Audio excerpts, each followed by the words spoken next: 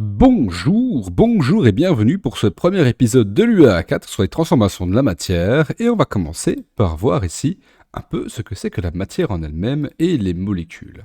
Alors le principe de la matière et des molécules remonte il y a assez longtemps, on peut remonter jusque par exemple l'Antiquité, quand un homme s'est demandé ce qui se passerait si on coupait en deux un objet, puis encore en deux, puis encore en deux, puis encore en deux, puis encore en deux, pour atteindre l'objet le plus petit possible. Il a appelé cet objet atomos, ou l'atome, comme on le verra l'année prochaine.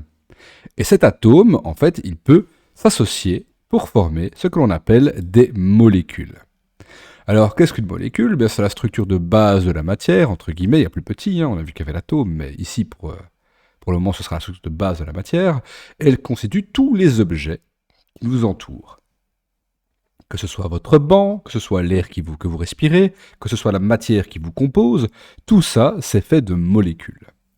Alors le problème des molécules, c'est qu'elles sont extrêmement petites et du coup, eh bien, on n'arrive pas à les observer. Donc on peut les représenter par des sphères, par des triangles, par des carrés, par ce que l'on appelle des formes géométriques. Et c'est ce que l'on appelle le modèle moléculaire.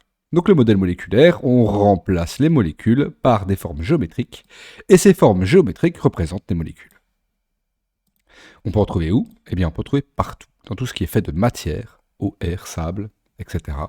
On les représente grâce à des formes géométriques qui servent de modèle. Chaque forme géométrique est une molécule. Il y a bien un endroit où on ne trouve pas de molécules, eh bien c'est dans le vide de l'espace. Il n'y a presque pas de molécules dedans, et donc c'est ce qu'on appelle du vide. Le vide, c'est quand il n'y a pas de molécules. Si on prend les molécules de Cray, eh bien ces molécules de Cray vont être bien collées et bien serrées, parce que les molécules de Cray sont solides. Et les molécules solides se caractérisent par cette formation très serrée entre elles. Alors que si on prend les molécules du gaz qui se trouvent autour des Cray, à ce moment-là, ces molécules de gaz, elles vont être bien écartées les unes des autres. On dit qu'elles sont gazeuses. Donc si on regarde ici, les molécules de solides sont bien collées les unes aux autres, alors que les molécules gazeuses sont bien écartées les unes des autres. Il y a bien sûr l'état intermédiaire qui est l'état liquide, où les molécules sont un peu plus proches que dans le gaz, mais beaucoup plus désordonnées et plus écartées que dans le solide. Dans le cas de notre atmosphère, de notre air, eh bien c'est un mélange de plusieurs choses. Il y a beaucoup d'azote, un peu d'oxygène et un tout petit peu de CO2 par exemple, et d'autres gaz encore. Donc c'est un mélange. Observez aussi qu'entre les molécules de solide, il y a quand même un tout petit espace, car lorsqu'on essaie de rapprocher des molécules les unes par rapport aux autres, elles vont se repousser un peu comme un aimant. Donc il doit toujours rester un tout petit espace entre les molécules, on ne peut pas les coller à 100%. Donc si vous faites simplement un quadrillage ici sur le schéma, eh bien, ce ne sera pas correct, le modèle moléculaire ne sera pas respecté.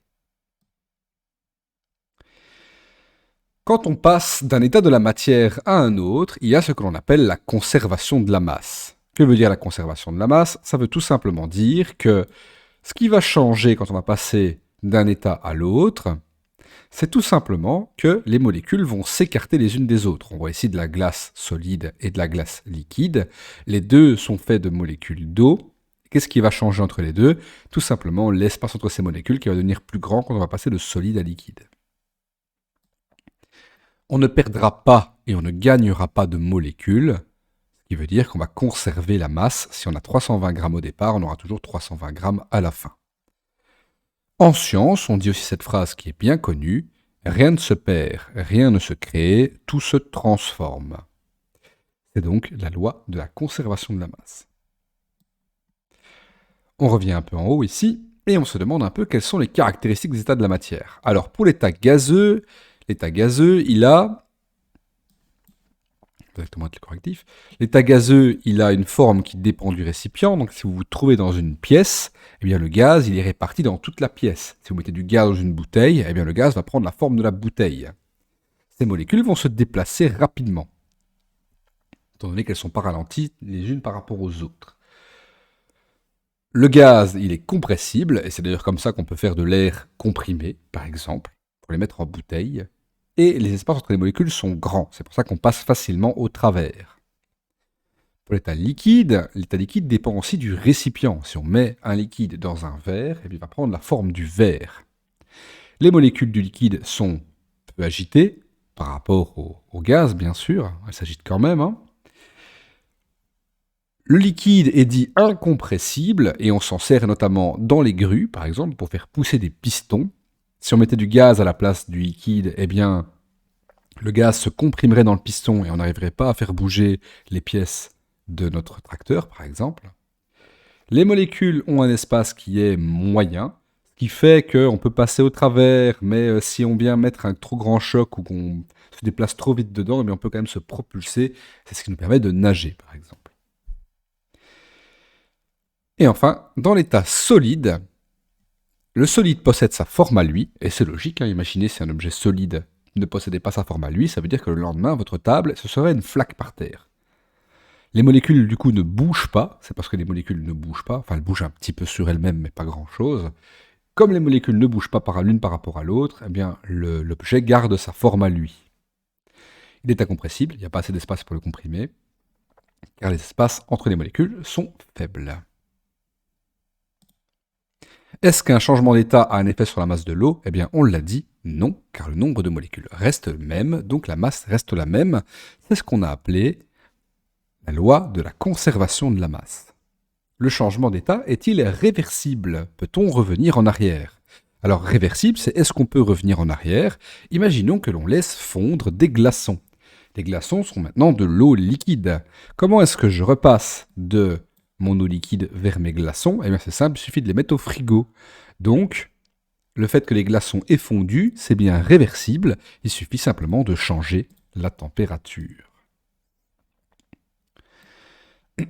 Est-ce que les molécules vont changer quand on passe de l'eau vers la glace? Eh bien, comme on le voit ici, quand on fait un changement d'état, les molécules restent les mêmes. Ce qui change, c'est l'espace entre les molécules. Donc, dans tous les cas, on a des molécules d'eau. Elles sont juste plus proches quand elles passent à l'état solide, par exemple, ou plus écartées si elles passent à l'état gazeux.